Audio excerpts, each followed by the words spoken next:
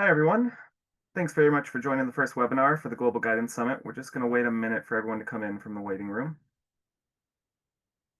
Hope you're having a great Monday. My wife's a teacher. Today's her first day back at school. She's thrilled about that. I hope everyone's happy to be starting again after a great summer. Lovely. So I think most people are joining us, and we might have a few more trickling in as we get going. But welcome, everyone, to the AIRR-NA Global Guidance Summit. We're very happy to have you here, and this welcome address will give you an idea of what to expect over the next 4 days as you join the rest of the summit and get involved in all of our sessions and start meeting our members and learning about all the different opportunities that you'll have for helping to guide your students as they look to go abroad. So to give you a first quick introduction, just going to say hi to the rest of the AIRR-NA Executive Board that's here. So my name is Jim Pierson. I'm with University College Dublin, and I'm one of the co-presidents and the technology chair for AIRR-NA. And I'm based in Chicago, Illinois. I'm Will Abraham. I'm the co-president along with Jim and Council Relations Chair, and I'm currently the regional manager for North America at Goldsmiths University of London, and I'm based in Brooklyn, New York. Hi, everyone. Thanks for joining. My name is Cait Hoffmann. I am the treasurer for AIRR-NA and also the assistant director of U.S. operations for the American University of Rome, and I'm based in the Burlington, Vermont area. Hi, everyone. I'm Amanda Carroll. I am an associate director of admissions for the American University of Paris, and I am based in Boise, Idaho. Hi, everyone. I'm Amanda Lundberg with the University of Roehampton in London, England, and I am the membership chair for AIRR-NA. Good morning, everyone. I'm Ashley Monaghan, and I am the events chair for AIRR-NA and the regional manager for the University of Auckland, and I am based in the Cleveland, Ohio area.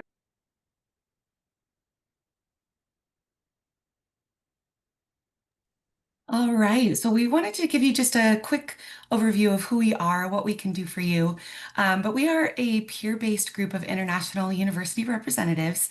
We all work for international universities, but we're based in North America. So we're here within your local time zones to help you with any students that you have that are looking at international education abroad. Right at the moment, we've just finished our first membership drive for this year, so we will be getting more unis coming on in the next few weeks, I'm sure. But at the moment, we have 46 different universities that we're working with that are within our membership, and 75 individual representatives within those 46 universities. And we're representing 11 different countries, so quite a few of us that are here to help. And a few other ways that we can help. A lot of the time we do give a lot of advice. We like to connect universities with counselors for students, for families. We want you to have the best possible choices for your families that you're working with and your students. We also offer international application workshops and presentations. We often do counselor luncheons, events like this virtually, and we also offer information on our individual universities and systems. But you can use this QR code here to go to our link tree. You can see some of our past presentations as well as all of the various resources that we have for you on our website. Another resource we have on our website is maps showcasing where our members are based, as well as where our institutions are based. The really helpful thing about where our offices are based is it's just nice for you all to see who's in your area. Of course, we have a lot of reps in large metro areas like New York City and LA, Chicago, cities like that. But then we also have some reps throughout Ohio, someone like me in Boise, Idaho, other kind of off the beaten path type cities. So it's really nice for us. I've met students at high school visits here in Boise that I've connected with other members within AIRR-NA, just because it is helpful for counselors to get a sense of who's in their backyard, who can help bring international education to their students, even if it's in an area where a lot of us don't visit. We also have other resources on our website, including counselor tours. So you can see what universities offer tours and fly-in programs for counselors. You can see if the tour is multiple universities or even just one institution-based fly-in. We have summer programs for students. So if students are interested in taking a summer course or multiple courses on our campuses, maybe for credit or auditing a course, we have a whole list of our institutions that offer those online, as well as the pricing of those. how they all work, applications, that sort of thing. And then we also have open applications update, which is a spreadsheet showing who's still offering applications or allowing an intake of students for, say, fall 2025 or moving forward, so you can keep up to date if a student comes to you last minute interested in going abroad, who is still out there accepting those applications. And then lastly, we have a job board for any job postings within our network, and then standardized testing policies, so who requires SAT, ACT scores, what that looks like, is it optional, flexible, kind of the nitty-gritty details of that for all of our member institutions.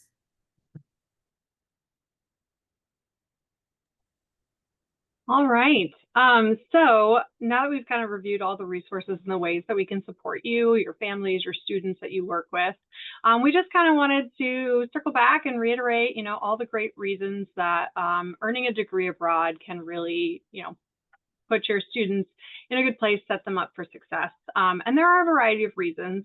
One is early degree specialization.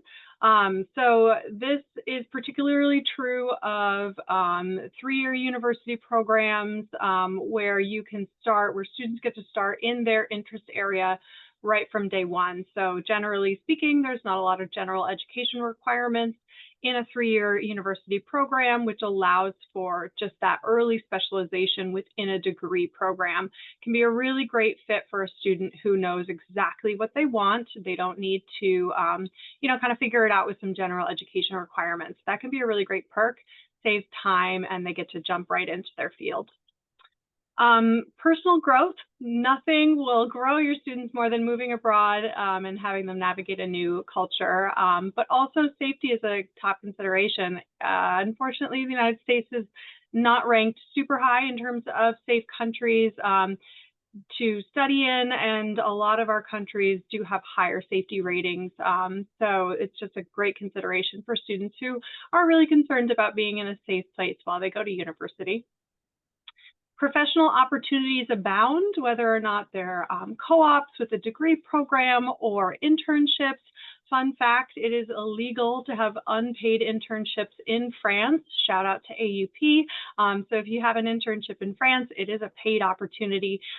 So great professional opportunities. I know a lot of students and families are concerned about job prospects if they earn their degrees abroad, but you can reassure them that they'll have just as many, if not more, professional opportunities while they are studying overseas.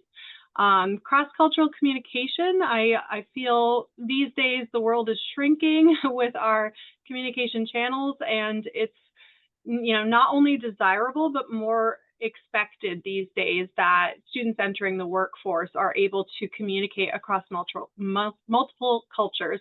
It's not uncommon that companies will have offices across many different countries. So having, experience in cross-cultural communication is really important these days. Students learn social and academic independence. Our generation that's coming into universities, we all know that parents are very, very involved. And, when a student goes overseas and kind of puts some distance in between their family, they have to figure it out for themselves. If they haven't already done that throughout their high school career, they really do need to step into that independence, and that, distance and navigating a new country really does make that an easier process. And then affordability. A lot of students think that going overseas for the degree must be more expensive than staying at home, and so many times it's not. Again, with those 3-year programs, students have the opportunity to save a whole year of tuition. So it can oftentimes be a lot more affordable than staying at home. So what to research? So just as in the United States, where we have many, many different institutions, type sizes, et cetera, we have many, many different types of institutions across the globe as well, and within the AIRR-NA organization. So we always recommend that students and families begin researching the topics that they would research if they were looking only domestically. So, finances and scholarships. What's the family budget look like? What types of scholarship does the institution provide? It's not uncommon for there to be maybe perhaps some more limited scholarship funding overseas. Usually schools are able to administer loans through FAFSA, but typically not Pell Grants. So that's something to be considered, for a Pell Grant eligible family. What does, funding overseas education look like for them? Program duration, that 3-year versus that 4-year degree, that's a common choice and a factor to consider. Campus environment and size, just like, we'd advise the student to think about whether or not they would like an urban environment and a large school, they have to think about the same things when they're looking overseas. Language of instruction and teaching style. This is a really important one because, for example, I work for the American University of Rome, and even though, we are the American University of Rome, a lot of people assume that all of our courses are taught in Italian, whereas they're actually taught in English, even though we are in Italy. So it's important to research, where's the school, what's the language of instruction, and then that teaching style. Is it more liberal arts? Is it more lecture style? So an important consideration, as well as the type of institution. Is it a 4-year liberal arts degree? Is it a program that's more focused on the arts? So just some bullet points here of things to consider as you start to help your students and families research overseas options. Okay, and what can we expect from this week? So the Global Guidance Summit is starting right now, today through Thursday. Each day it's going to be from 12 to 3 Eastern, and it's presented to you by us, by AIRR-NA members. So you're getting all of this information that we've already started sharing with you, and we will dive a bit deeper in a minute as to what each of our sessions are going to entail. But these are some of the FAQs that I imagine are going to be coming up, but all of the sessions will be recorded and they will be made available on the AIRR-NA website after September 2nd. So thank you again for engaging with us, but that is what you can expect from the week logistically.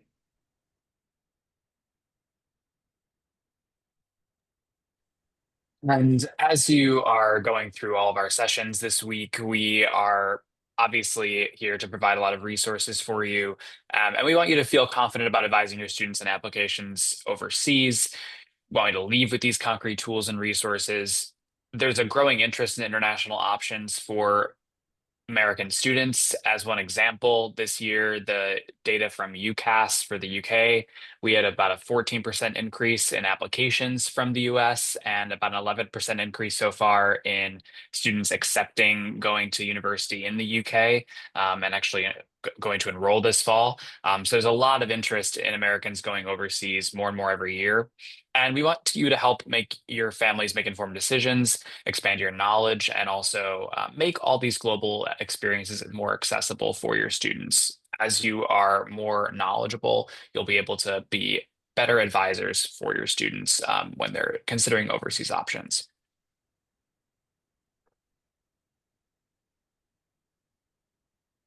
And these sessions are really interactive. As you're kind of moving through them and joining and participating, we want you to ask questions. There should be opportunity to share your experiences and challenges and resources that you created during these sessions. We're hoping that you can kind of build a community. This is not just kind of a one-time event. We're hoping that the relationships and the tools and resources and frameworks that you learn and kind of acquire here this week can kind of provide you a path to guide your students to the right resources, and also have in-house resources for you that your students can access within the high schools. And how do you get into all these sessions? Well, if you're here with us now, you've already figured that out. But if you don't know or need an explainer, all of our sessions are listed within the agenda on the Global Guidance Summit website. The QR code is there if you want to follow that, or you can join us at the link listed there through any of the emails you would have received about this event.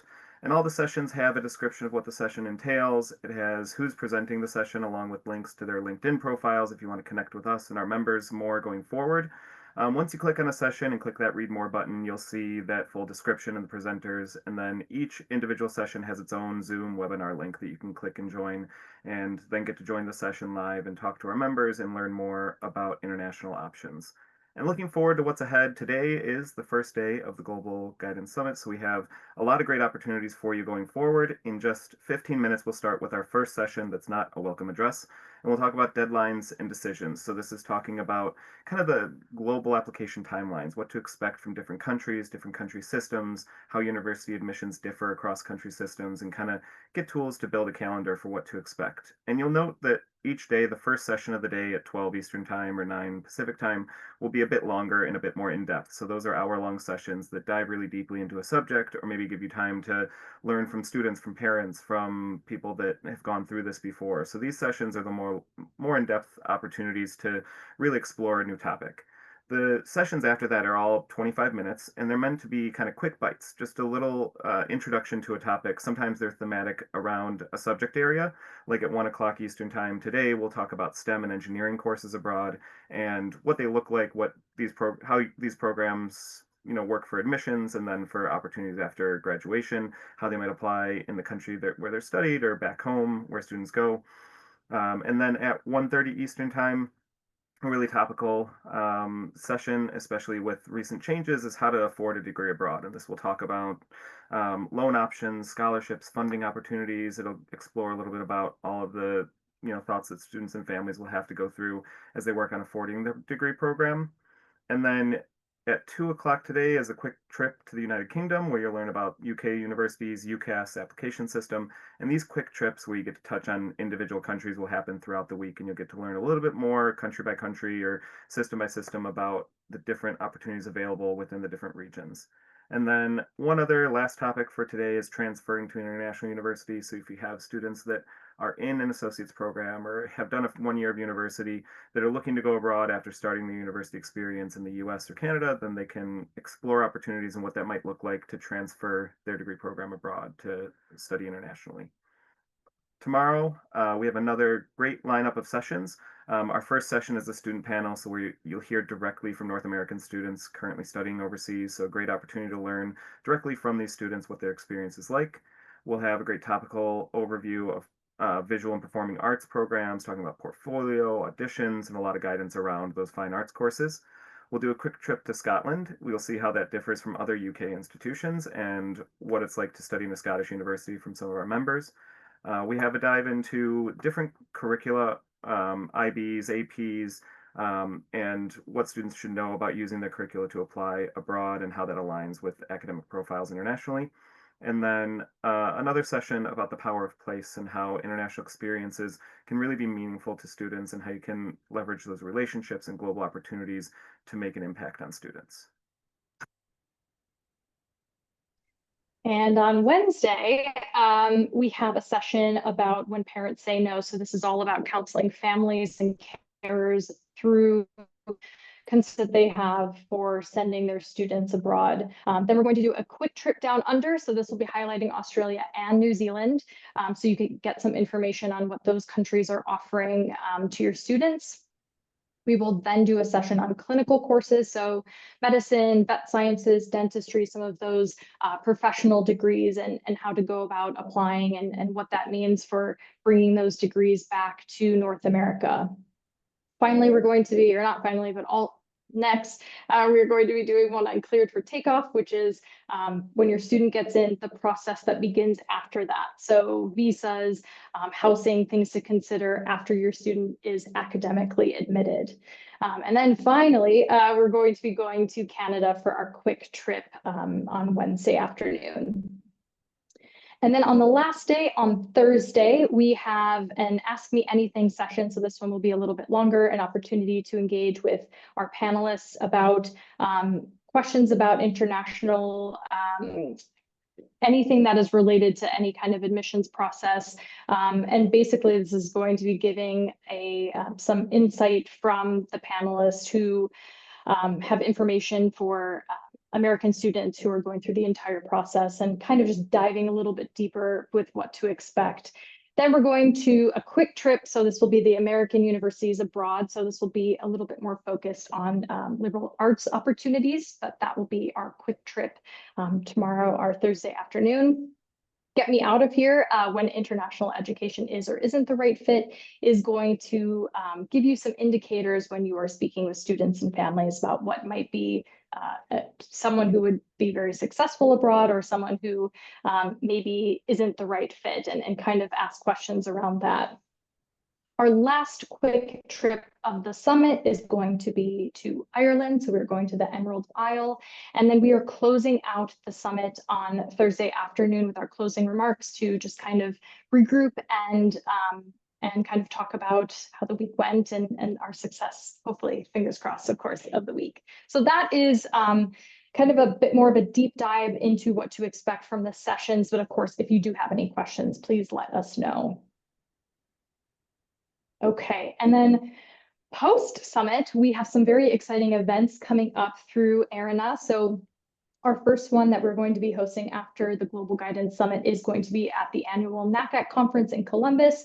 We are hosting the international reception on Thursday, September 18th from 7:30 to 9:30 p.m. It's at a very exciting venue this year. It's at the Columbus Museum of Art at the Pizzuti, which is a very, it's within walking distance to the convention center. So we hope that you will be able to attend if you are attending the conference. And also just kind of a shameless plug as well.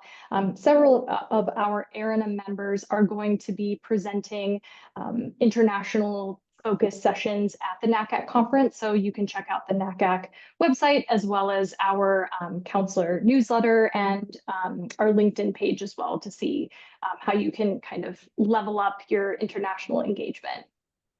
Then we're going to be kicking off our annual tours starting in Texas this November. We're going to be in Houston, San Antonio, Austin, and Dallas. So for our Texas counselors, please register and of course promote to students. These are counselor and student facing events, our tours. So this is a way for you to engage through counselor luncheons. And then we will have different international fairs at high schools in those regions. So definitely check out Texas as well as the East and West Coast tours. Those are going to be in the new year. East Coast is going to be New York, New Jersey, Philadelphia, DC. So counselors in those regions. Again, same drill. Please register, promote to your students. And then our West Coast tours, we're finalizing our locations. So another shameless plug, if you are counselors in those regions and your school is interested in hosting us for those international fairs, please reach out to me directly or really any member of the board so that we can secure those locations in the new year. And I think with that, we are probably going to officially kickstart the Global Guidance Summit. But before we do, if there are any burning questions about sessions, schedule, anything that we can answer going into it, please speak now. Of course, by typing it into the chat or the Q&A. And I didn't see any questions come up yet. We've covered a lot. It's going to be a really busy week. We're very excited about it, and we are thrilled that you're joining us. So I think with that, no questions yet. Oh, yes, there is. Can we just stay on the same Zoom the whole time? They're different. There are different Zoom links for each session, correct? Jim, please. Yeah, there's different webinar links for each session. That's just to make sure if one session runs over time, we're not taking time away from the next one. So you can click on the individual sessions and into the descriptions on our website, or check the email you would have received this morning, and you'll find the individual links to each webinar. Great. And we have a buffer of about 5 minutes between the end of each session too, just so that you have a little bit of time. Wonderful.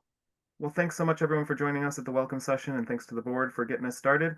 Look forward to seeing you in about 5 minutes for our first full session. Thanks very much, everyone.